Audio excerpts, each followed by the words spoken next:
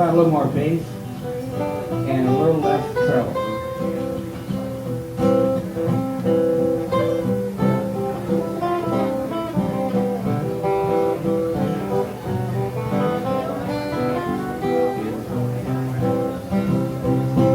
I guess that's okay.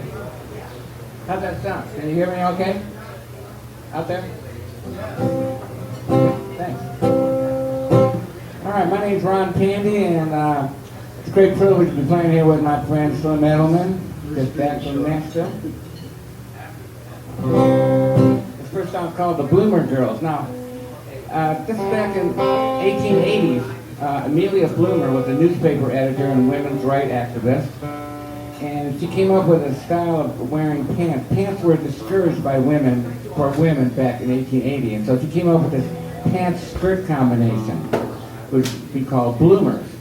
Now, in early 1900s, there were these all-star women's baseball teams called the Bloomer Girls, and they would travel around the country by train, and they would bring their own grandstand and their own ballpark bench, and they would challenge all the men's teams. This is all around the country. And it's a big deal, like for these little towns. The train rolls in, they have a parade, and the Bloomer Girls beat most of the men's teams. You know, so they made some money.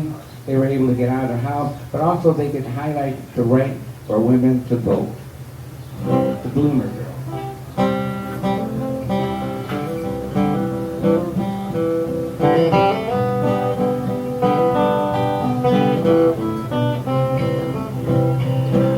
Roll out the red carpet, strike up the band. Oh, the Bloomer Girls are coming to town to outplay any man.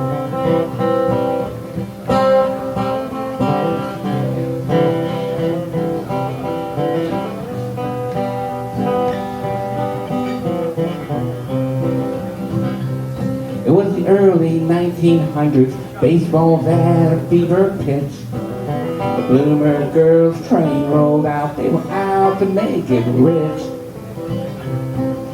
From the eastern seaboard to the prairie towns of Kansas, they carried their own ballpark fence and a grandstand made of canvas.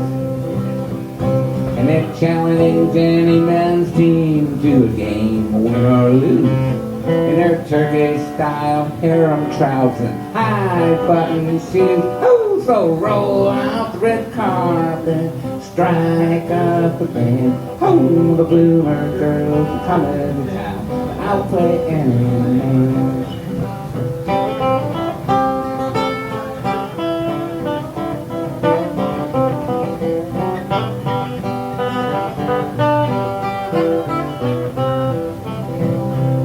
People came in from the city, they came down from the farms.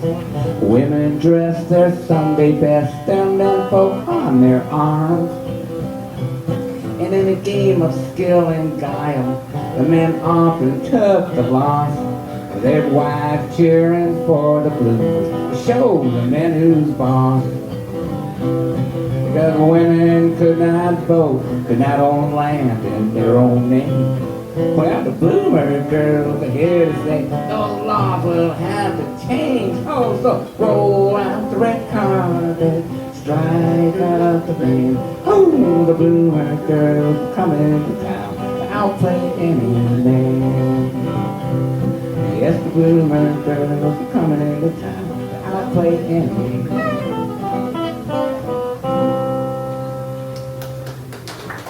Thank you. Well, I had a good friend, Bobby Ronstadt. He passed away a short while ago, and he's I know a lot of people know Bobby Ronstadt. He was a musician around town, part of the Ronstadt family, and he used to run an open mic over at the Iron Horse Fabricator for years, and I went down there and played a couple times, and then I found out one time that he learned one of my songs and he played it. You know, I'm always so honored when somebody records one of the songs or plays one of the songs, because it means they have to sit down and memorize it and figure out their own version of it and everything. And so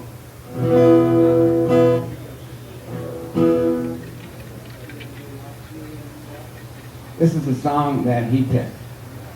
It's called Along the Way.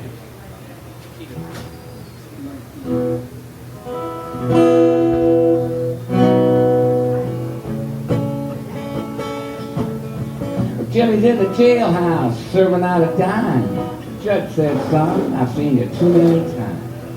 Jimmy didn't know why it is what you do. He said, Your Honor, I haven't got a clue. Jimmy ran in the Leo's hardware store. He said, everybody hit the floor. I got a gun and I ain't afraid to use it. Got me a temper, don't make me lose it. Oh my, what people do, what people say. Oh my, the things we learn along the way. Along the way.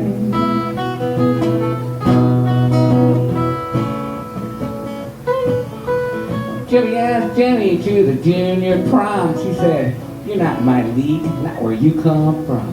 Her father said it's not Jenny, it's Jennifer. If you know what's good, you'll stay away from her. Now when Jimmy had a problem with his ABCs, the teacher said, why James, that should be easy. Your elbows are dirty and your socks don't match. You'll never get anywhere, and that's a fact. Oh my, what people do, what people say. Oh my, the things we learn along the way. Along the way.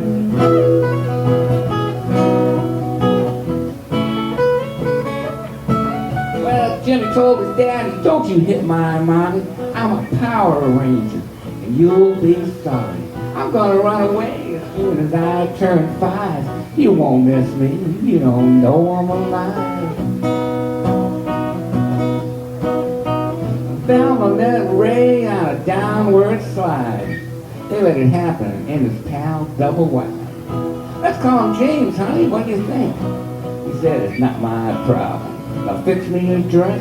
Oh my, what people do, what people say. Oh my, things we learn along the way. Along the way. Along the way.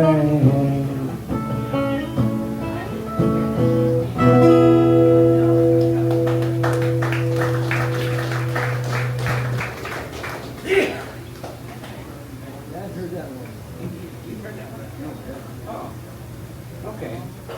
Well, here's one that you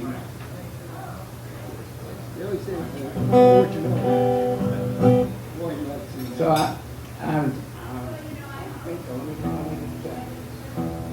oh man, you're right. This is not a country song, so I have to be in tune.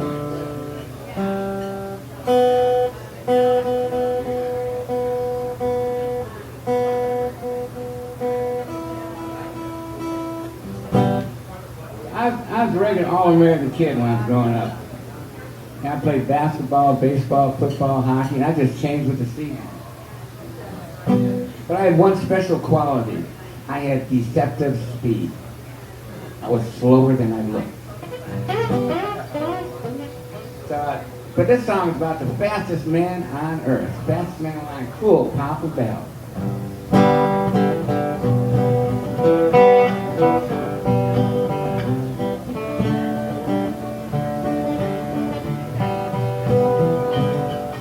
Well, now cool Papa Bell, he was the fastest man alive. He was a baseball player, born at the wrong time. Well, he never had a chance for fortune and fame. He was a man of color, playing a white man's game.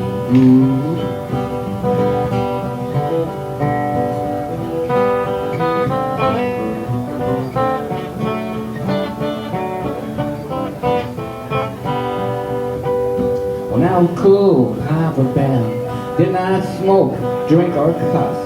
He was a man of honor.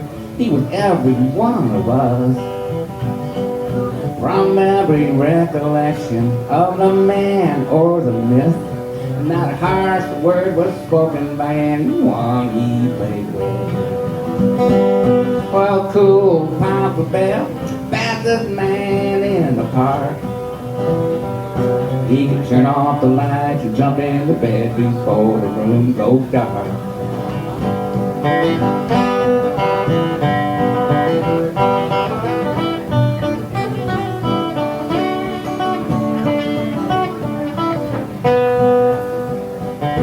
Now cool Papa Bell and Mrs. Clara Bell spent a lifetime together through heaven and hell. From New York to California, through 1,000 little towns, all the way down to Mexico, where he won the Triple Crown. You can look it up.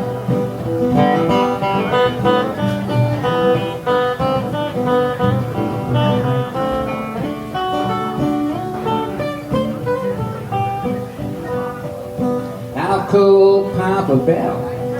If he played today, why, he'd be a millionaire. He'd be a household name. But in Starkville, Mississippi, the place of his birth, there stands a statue in the park of the fastest man on earth. Woo! When I call Papa Bell, fastest man in the park. He can turn off the lights and jump into bed before the room goes dark. When I call Papa Bell, fastest man in the park. He can turn off the lights and get into bed before the room goes dark.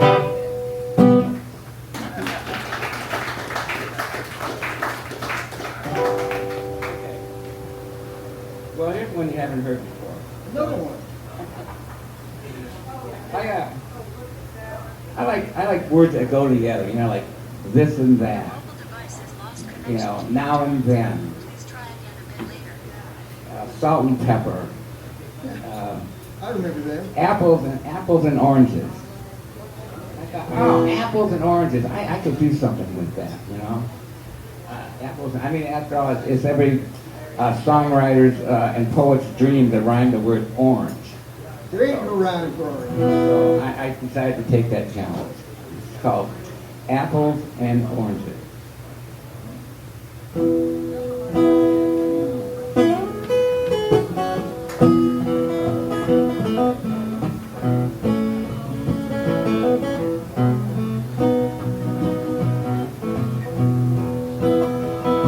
Look at the two of us. We're apples and oranges.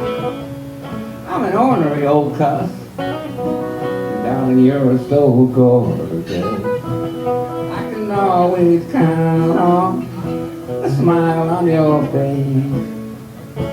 Like the snow in the mountain, I melt in your embrace. And I realize there are times we're down at the bottom of the world. You're wondering, where did your man go? Whatever happened to my sweet girl? That's when we check our emotions. We leave them at the front door. No one's sleeping on the sofa if no one's keeping score. So it doesn't really matter. We don't see eye to eye. We just love each other. We don't want to know why. Yeah.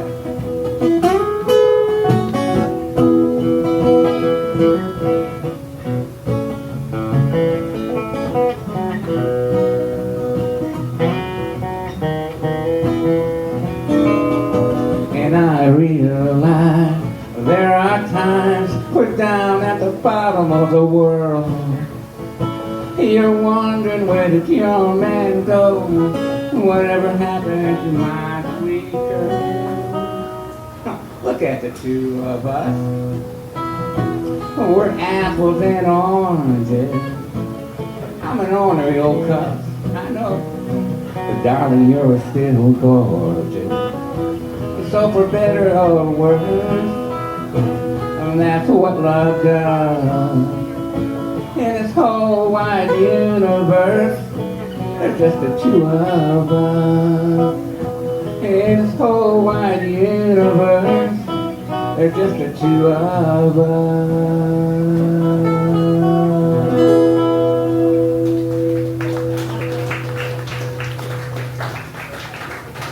Thank you.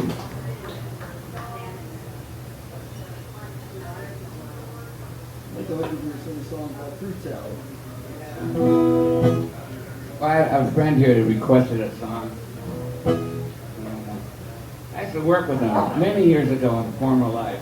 I haven't seen him in years, but he actually remembered a song from about 30 years ago that I sang. Now, he's still singing that song? Okay. So, Gary, this song for you. It's called The Old Screen Door. Just a little background. I wrote this song at a songwriting session at Kerrville Folk Festival with Guy Clark and a few other songwriters. And I actually got my first royalty check. There were so many songwriters on it. My first royalty check was 78 cents. So I framed it.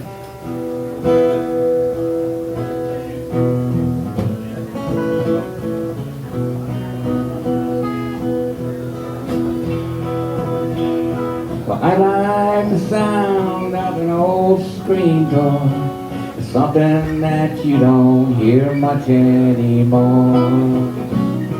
The tune that it plays in a prodigal wind, the patterns it makes when the sun shines in.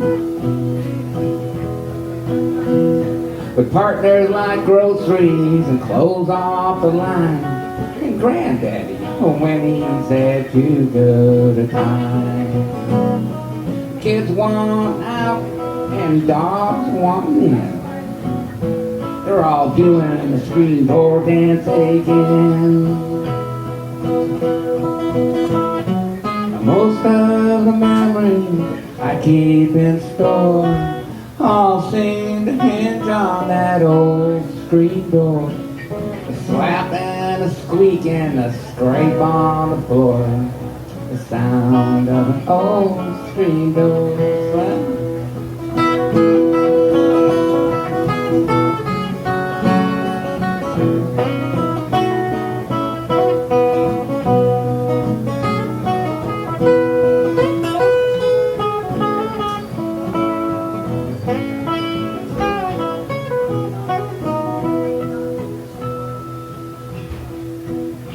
There was a hole in the screen that had to be patched from the time that I cut it to undo the latch. It let in the breeze and it kept out the flies. And Grandma was cooling her hot apple pie. Now if you're too sick for school, then you're too sick to play. And I can't count the times that it gave me away. Because you couldn't slip out and you couldn't sneak in. That old screen door was my mama's best friend. And most of the memories I keep in store all seem to hinge on that old screen door. Slap and a squeak and a scrape on the floor. The sound of an old screen door. Most of the memories I keep in store all seem to hinge on that old screen door. The slap and a squeak and a scrape on the floor. The sound of an old screen door. Thank you. Thanks. You'll show me that.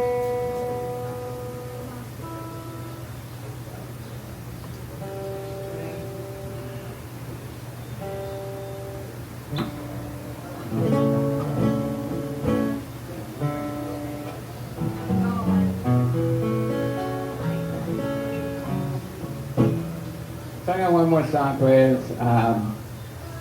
It's a baseball song. It's not, well, it's baseball theme, but it's not really about baseball. It's about social values and how we look at the world. And this is called Baseball Behind Barbed Wires. And it takes place in after the start of World War II. Japan bombed Pearl Harbor, and that was a day that was a living infamy. That's what Roosevelt said. Next day he declared war on Japan.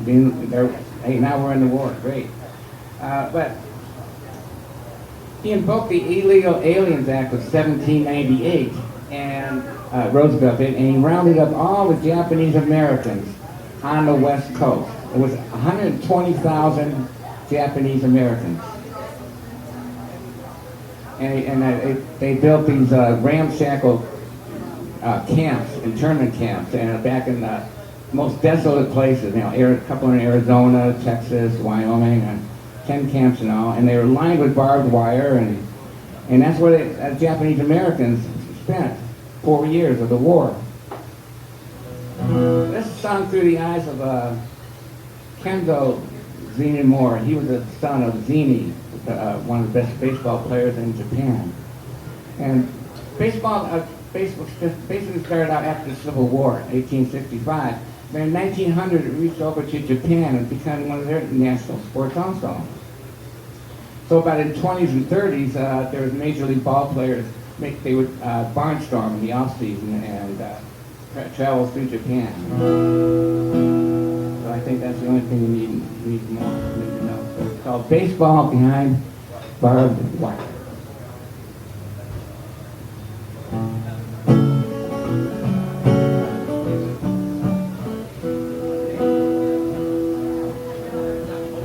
My name's Kenzo Zinamura. I'm of Japanese descent. I was born in Fresno, where my childhood was spent. I was an all-American kid. I was a California guy. I played baseball in the summer, and I never questioned why. But then came that day in 41 that will end in living infamy. And in its wake, the innocent were stripped of dignity. Roosevelt declared us enemies of the state. Loyalty meant nothing in that climate of hate. You can take away our freedom, shame us with blame, but you can't take away our love for baseball. America's game.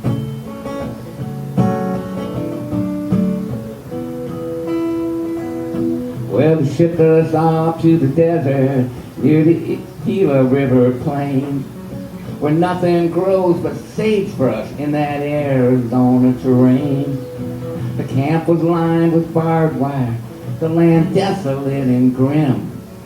But my father saw a ball field, where others saw only sand and wind.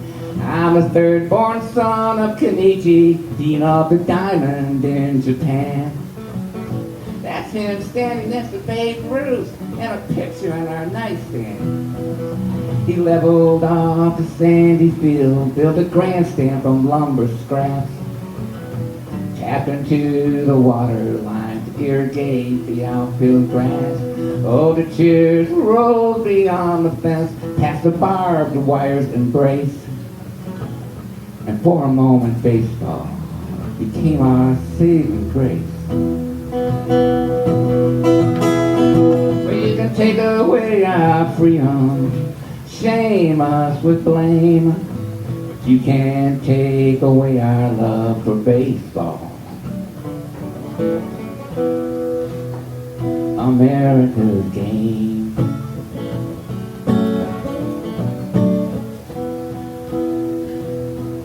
Well, decades have come and gone now, with some remnants still intact. Historical sites to remind us of our shameful past. There were 10 camps in all spread throughout the west in distant hovels, with ball fields built from nothing, using only picks and shovels. You can almost hear the echoes come alive in those hallowed grounds. The crack of the band, the roar of the crowd became our spiritual sound. Well, they caged us for how we look. That's still happening today.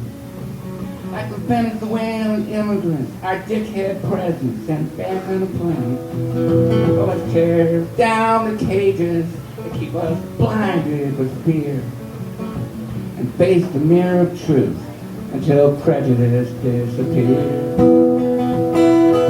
Where you can take away our freedom, shame us with blame, but you can't take away our love for baseball. America's game.